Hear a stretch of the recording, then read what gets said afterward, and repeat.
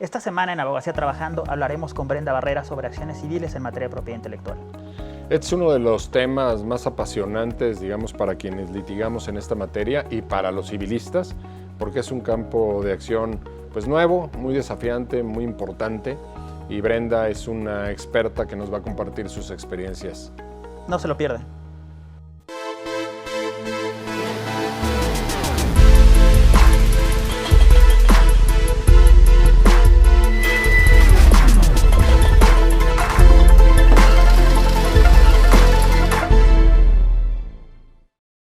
Presentar demandas civiles en materia de propiedad intelectual en el pasado era, pues digamos que una rareza, y yo creo que en los últimos 5 años se ha convertido en una de las constantes en nuestra materia. Eso es por virtud de, sobre todo, cambios en leyes y en la propia práctica. Hoy, en Hablando con Propiedad Intelectual, en Abogacía Trabajando, estaremos platicando con Brenda Barrera, que es una de las especialistas en México en este tema, una de las abogadas que lleva muchos casos en la práctica de reclamaciones de esta naturaleza, tanto de marcas como patentes, como derechos autorales, secretos industriales, y pues la verdad es que un lujo poder platicar con ella. Bienvenida, Brenda, y muchas gracias. Muchas gracias, Mauricio. Muchas gracias por la invitación.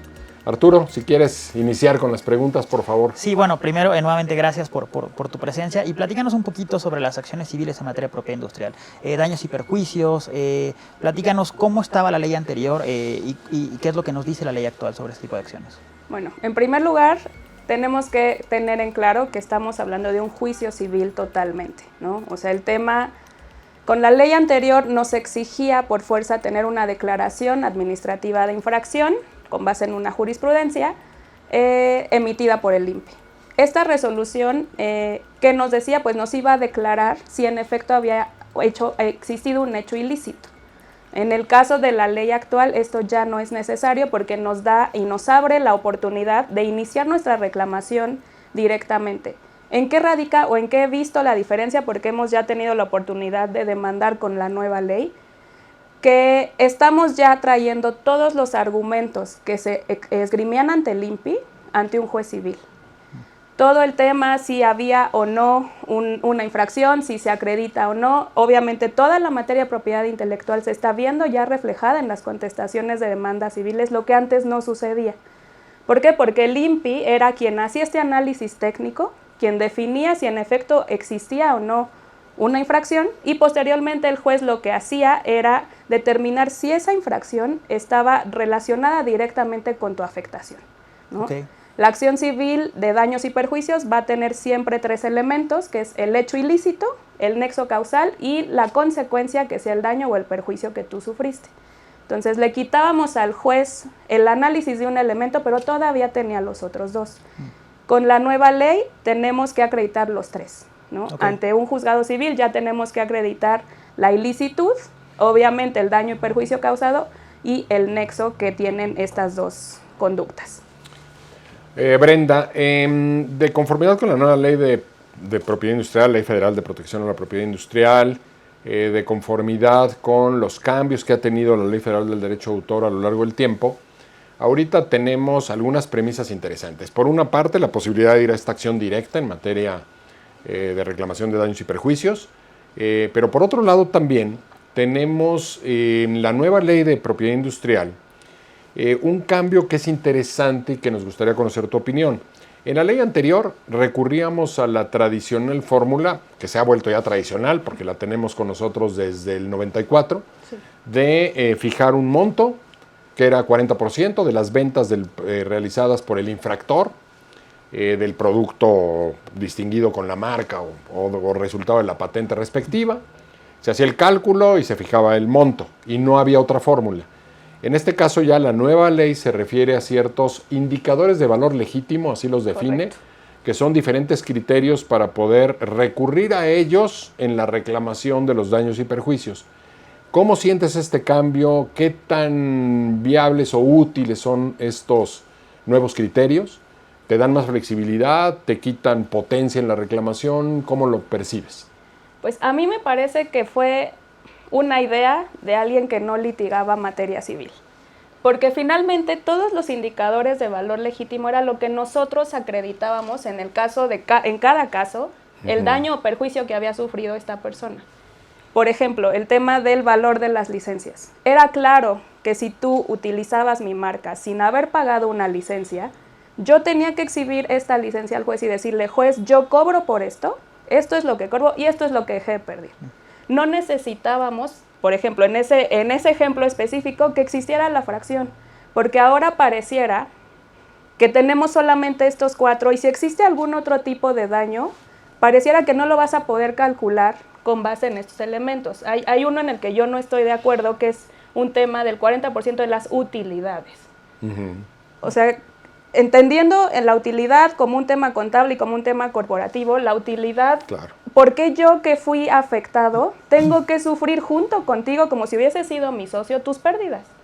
Entonces, si tú vendiste 10 pesos, pero acreditas que te gastaste 8 en la producción, que todavía tienes gastos y que te quedó un peso de utilidad, sobre ese peso además yo voy a reclamar el 40, termina siendo hasta de risa, ¿no?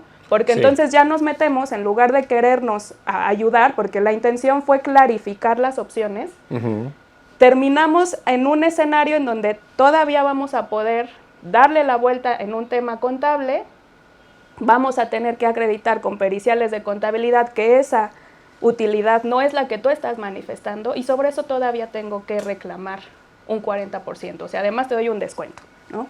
Del 60% porque te salió súper barato utilizar mi marca o mi derecho sin consentimiento. A mí no me gusta el tema de indicador. Entiendo por qué se hizo, porque hay que recordar que en la reforma se prevé esta opción del incidente de daños ante el INPI. Y entiendo que si tú tienes a un instituto especializado en infracciones, especializado en la materia, pero que no conoce de las acciones de daños, necesitas darle herramientas, ¿no? Sí. Entiendo por ese punto el como por qué existen, pero me parece que no era necesario, porque el daño y perjuicio que tú causas no necesariamente se va a limitar a esos 4 supuestos, ¿no? Y tú como afectado vas a tener esa limitante en decir, bueno, ¿y cuál escojo? ¿A cuál me ajusto, no? ¿Cuál, Claro. en este caso, cuál aplica? Claro. De acuerdo. Esa es mi opinión. Una pregunta más, Brenda. Perdón, Arturo. Sí, sí.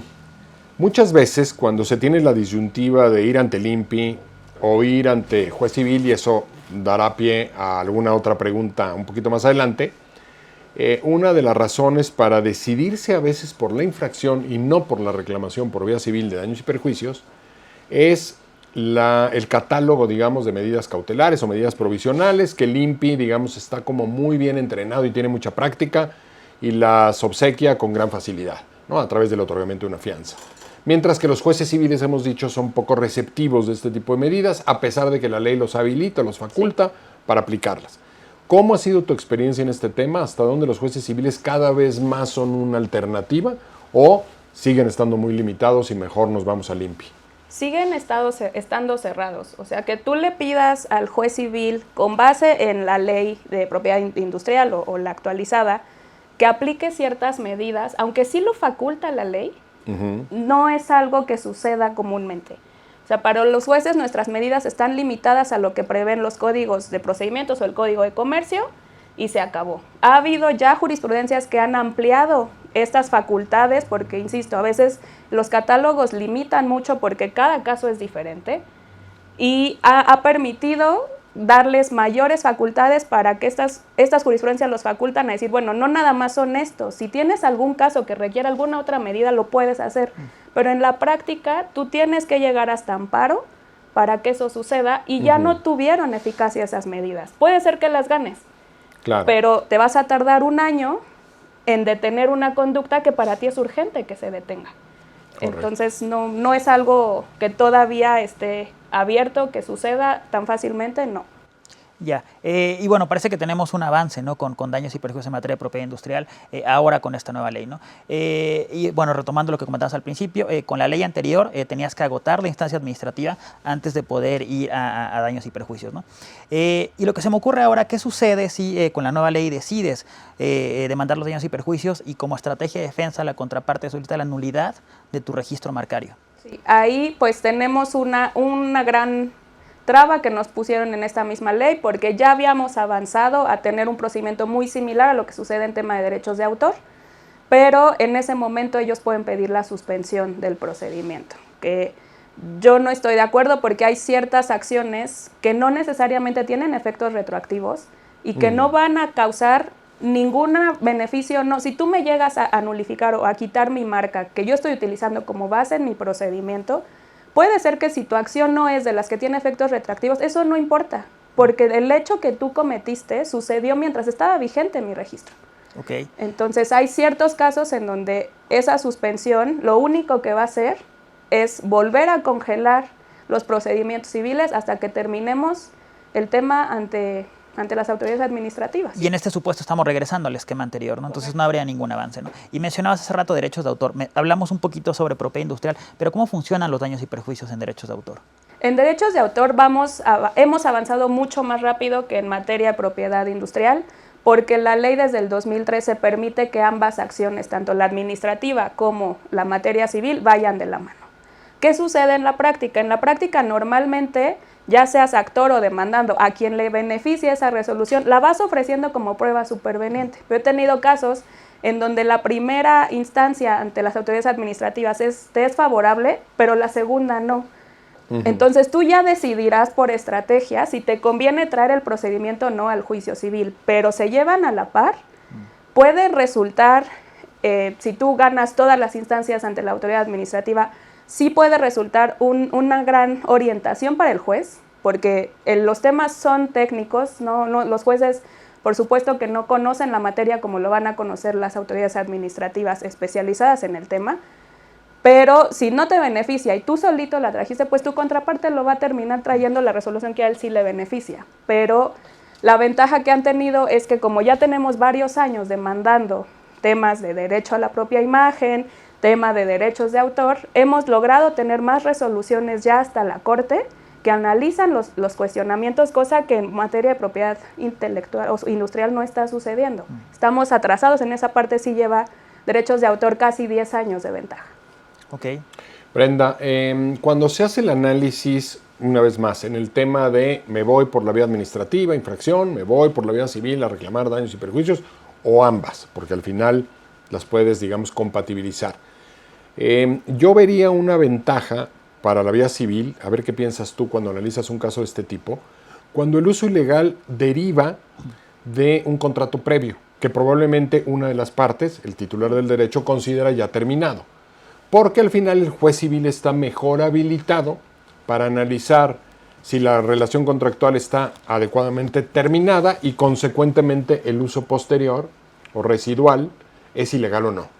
¿Tú verías en esos casos una ventaja de las acciones civiles? Sí, es más claro. O sea, para un juez civil, entendiendo que está revisando un tema de rescisión o no, o terminación de contrato, y lo usaste o no fuera de contrato, es muy simple, ¿no? El análisis, bueno, no es que sea fácil, pero es mucho más claro y es mucho más su día a día. Es un tema que sí están acostumbrados, muchísimos juicios, no solo de esta materia, pues los van a conocer derivados de una relación contractual.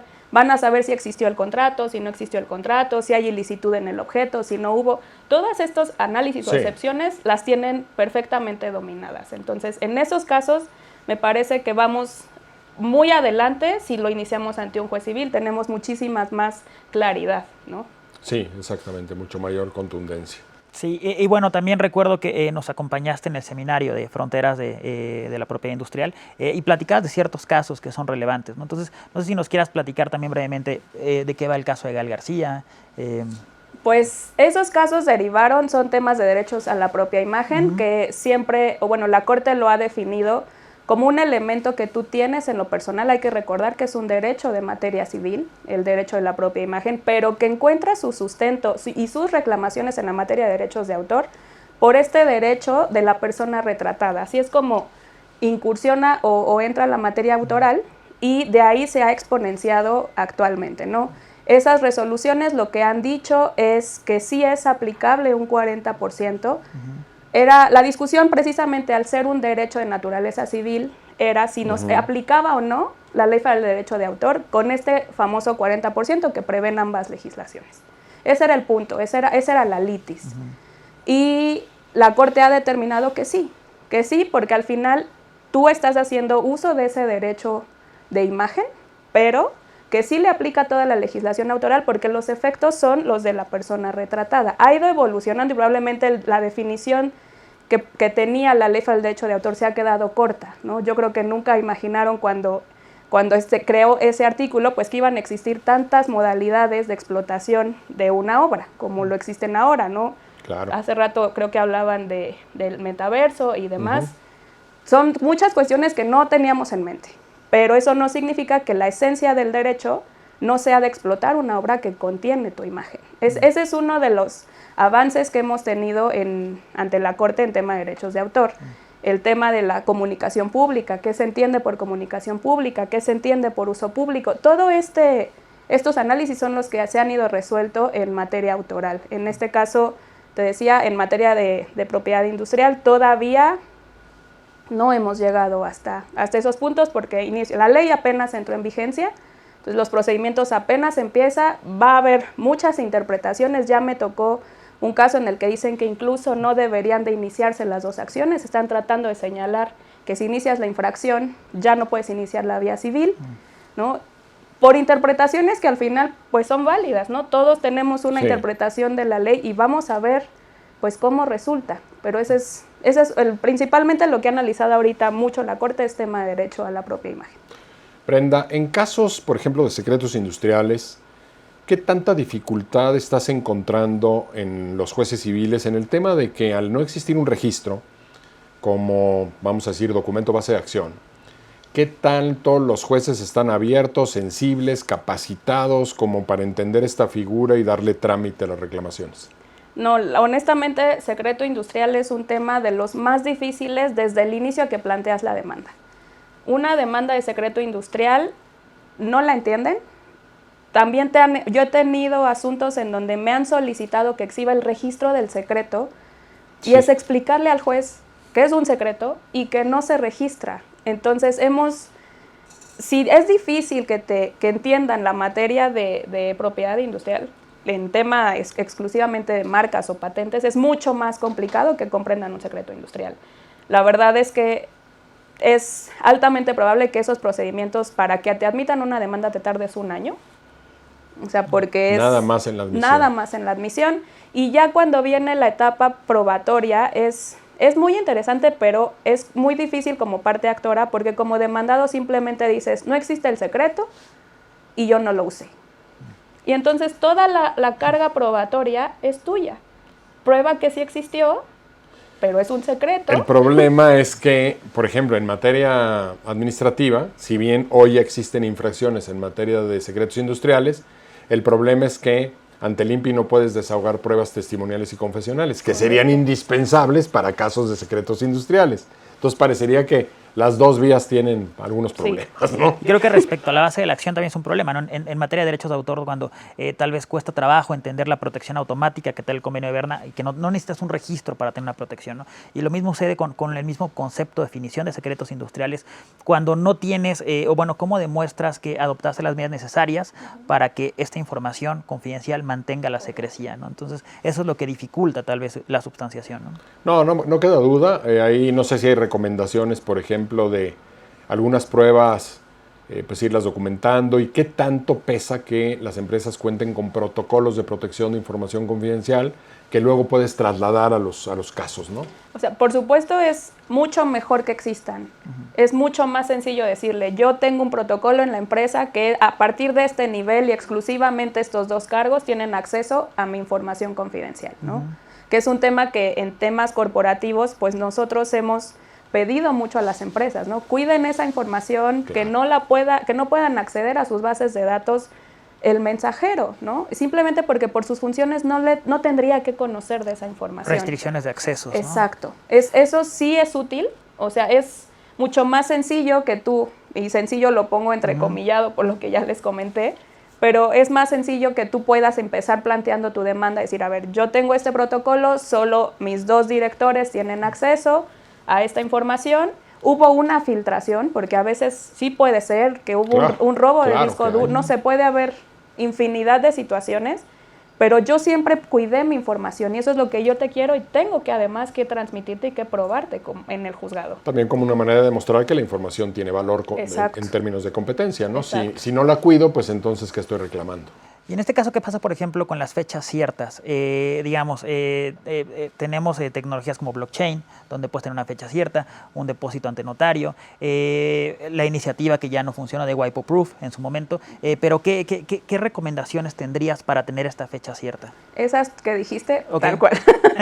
Sí, porque pues realmente en un tema de litigio, pues vas a impugnar todo lo que puedas, ¿no? O sea, entonces, si tú consideras que ese documento lo acaban de hacer, ¿cómo proteges a tu cliente? Pues yendo a depositarlo ante un notario, utilizando probablemente todas estas plataformas que tienen ya una firma electrónica, que tienen una cadena de seguimiento digital, y que existe la huella digital, porque eso sí lo necesitas. Es más caro, o sea, hay que tomar en cuenta que va a ser siempre más caro que ellos te cuestionen esa cadena digital y esa huella. Tener una pericial en informática va a ser mucho más caro que simplemente haber ido con el notario, ¿no? O sea, ¿por qué? Porque estamos muy acostumbrados a la forma tradicional, a que los notarios tienen esta fe pública y es un poco más económico en temas procesales que tú llegues y digas, yo lo deposité, aquí está mi fe de hechos, que hice desde hace 5 años, yo lo deposité, ¿no? Brenda, ¿qué facultades tiene un juez civil para decretar la nulidad de un registro de marca, de una patente, de un certificado de derechos de autor? ¿Puede declararlo nulo? ¿Puede ordenarle al INPI determinadas cosas? No, o sea, las facultades de analizar esos derechos son exclusivamente de la autoridad administrativa. ¿Qué pasa? Y pasa mucho en el tema de los registros, de hecho fue una jurisprudencia que determinó que tenía que ser ante las autoridades administrativas. Este cuestionamiento en tema autoral, si los certificados de registro de obra son impugnables en el juicio ordinario administrativo o en el juicio ante la CEPI. Y terminaron resolviendo que tenía que ser, si no me corriges, Mau, en el tema ante la CEPI, porque es un tema y es un documento administrativo. Sí, así es. Entonces, sí hay que tener muy claro que nosotros vamos a reclamar ante el juez civil derechos civiles. La nulidad, la caducidad y la cancelación de los registros son exclusivos de la autoridad administrativa. Para eso iniciaré mi procedimiento y le diré al juez suspende, porque estoy en este procedimiento donde tus facultades no te alcanzan. Pero el juez sí puede hacer pronunciamientos si tú en un contrato cediste la marca y después no la quieres reconocer. Pero fíjate nada más lo que sucede, digamos, traspolando esto ahora desde la otra perspectiva. El juez civil ahí, digamos, se cuida de no invadir la esfera de derechos, de facultades que tiene la autoridad administrativa. Pero a la inversa, la propia ley de propiedad industrial está facultando al INPI para dictaminar daños y perjuicios. ¿Cómo ves tú esta opción? ¿Le ves potencial? ¿Le ves, digamos, viabilidad, eficacia o tiene algunos problemas? Yo pienso que es una materia que es totalmente civil, o sea que sí hay una invasión de competencias en la legislación. Vamos a ver cómo funciona y cómo resulta, ¿no? Porque en algún caso estoy seguro que alguien va a hablar de esta inconstitucionalidad, lo tengo muy claro. Desde mi punto de vista sí excedieron esas facultades porque al final las acciones y los reclamos son entre civiles, no tiene esas facultades el INPI y pues vamos a esperar, ¿no? A veces nos da Esa es una y la sorpresa. otra es que tanto el INPI está, digamos, en términos técnicos habilitado, qué tan bueno es para dictaminar daños y perjuicios, porque no es un tema sencillo. Es un tema que requiere de un manejo técnico profundo, consistente, judicial. No es un tema sencillo porque el análisis del nexo causal, desde mi punto de vista, es lo más difícil. ¿Cómo acreditas que en efecto usaste esa marca y causaste una dilución de la marca, causaste un engaño a los consumidores? Es muy complicado y que además esa afectación, exacto, que esa afectación te causó un daño. Y justo eso pensaba, supongo que la cuantificación es muy complicada, ¿no? Porque un juicio de estos debe tardar muchísimos años, ¿no? Entonces, ¿cómo, cuando tienes una sentencia favorable, cómo lo cuantificas? Pues ese no es tan complicado, creo yo, porque estamos, bueno, pensando en el 40% que existía antes de las ventas, así. Y tiene obligación de mantener registro de eso. Tú lo puedes pedir en primer lugar. O sea, esas son medidas que un juez civil sí te va a proporcionar, que es el mantén esta contabilidad vigente. Si quieres, no me la enseñes, pero no la destruyas, ¿no? Para que todo el tiempo, porque probablemente sea lo que se va a necesitar para ejecutar. Eso sí es importante, que un abogado que se dedique a esto lo tienes en mente. O sea, tú sabes que eso puede pasar y que esa puede ser después una defensa o una salida a esa sentencia. Pero sí existen las posibilidades de tener eso resguardado, de tener eso conservado, y ya al final, después de todo el litigio, creo yo que ya no es tan difícil, porque simplemente es exhibir las facturas, sumar y multiplicar por un porcentaje. Lo difícil es que te den, que ganes esa resolución. Y para nuestra sorpresa, Arturo, un poco hablando de los tiempos, en nuestro caso, y Brenda pues, ha visto muchos de estos asuntos, ha sido más rápida la vía civil, llegar a una sentencia por vía judicial y que quede firme que por vía administrativa en los casos de infracción. De acuerdo, muy interesante. Bueno, concluyendo lo que platicamos al principio, me parece que tenemos un sistema de daños y perjuicios en propiedad industrial que tiene ciertos avances, con la posibilidad de que regresemos a un esquema anterior con la nulidad administrativa, ¿no? Mientras que en derechos de autor es un sistema ya avanzado y que funciona de forma correcta, ¿no? Sí, de hecho la admisión en una demanda de derechos de autor siempre va a ser mucho más rápida que cuando tú quieres demandar un tema de propiedad industrial, porque ya están acostumbrados, insisto, ya nos llevan en esa materia 10 años de ventaja. Los jueces ya las conocen, ya saben de qué se trata, ya conocen, ya llegó hasta la corte. O sea, ya ha habido un análisis en todos los niveles que han permitido que ya este tema esté mucho más familiarizado los juzgados, ¿no? Creo que, y hablando, por ejemplo, de protección acumulada, ¿no? Incluso en una estrategia podrías decidir qué derecho ejercer, ¿no? Un derecho de propiedad industrial o un derecho de autor, ¿no? Cuando lo puedas hacer, ¿no? Un poco parafraseando aquí a Brenda en el tema de lo inédito que a veces resultaban estos asuntos en el pasado, un colega decía, yo cuando demando en materia de propiedad industrial, digo, con base en el artículo tal de la ley de propiedad industrial, y decía anexo número 1 y anexaba la ley porque en su vida habían visto un caso así. Pero bueno, eso creo que ya ha quedado atrás, ya estamos en otra realidad. Es una materia que ya a los jueces no solamente les gusta y les interesa, sino que la estudian con buen ánimo. Sí. Y creo que están emitiendo resoluciones muy importantes, muy interesantes, muchas de las cuales están llegando a la Corte. Y finalmente, pues creo que estamos sentando precedentes excelentes para el futuro de lo que va a ser esta materia en México. Pues nos vamos, Arturo. Sí, interesante. Hemos platicado sobre la evolución de derechos de daños y perjuicios, acciones civiles. Y bueno, muchísimas gracias otra vez y gracias a todos por acompañarnos. Muchas gracias. Hasta la próxima.